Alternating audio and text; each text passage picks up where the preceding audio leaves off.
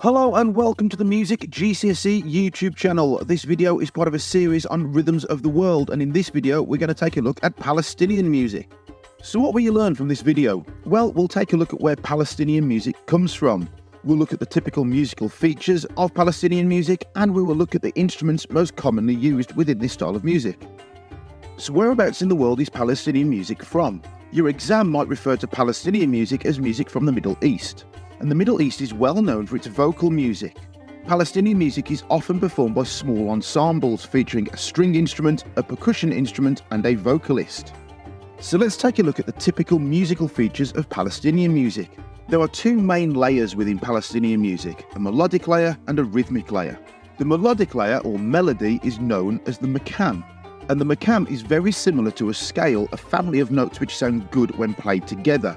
And the makam is used to form the melody, which is then heavily improvised by the performer. If you get a question in your exam which asks you about the tonality of Palestinian music, then the answer you need to put is modal. A mode is a different type of scale, and it's neither major nor minor. And the rhythmic layer in Palestinian music is known as the wazan, and there are lots of different rhythmic patterns for performers to learn. The time signature used in Palestinian music is typically either 2/4, 4/4, or 6/8.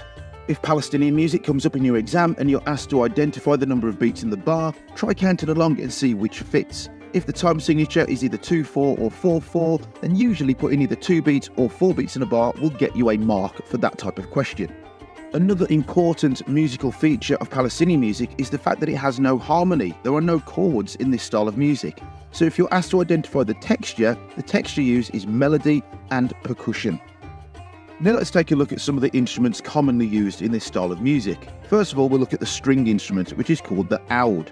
The oud can be used as a melodic instrument or to accompany the vocals. Remember, there are no chords or harmony in this style of music, so if it's being used to accompany the vocals, chances are it's going to be playing either the same melody as the vocals, or it could be playing a different melody, in which case the music will have two different melodies competing or interweaving with one another. If you're asked to describe how the oud is being played in your exam, some of the playing techniques you might want to talk about are things like fast runs or scalic runs, glissandos or slides, and then things like hammer-ons and pull-offs. The oud can also be played with a tremolo technique, and if you don't know what tremolo is, I'll include a video of somebody playing tremolo on an acoustic guitar.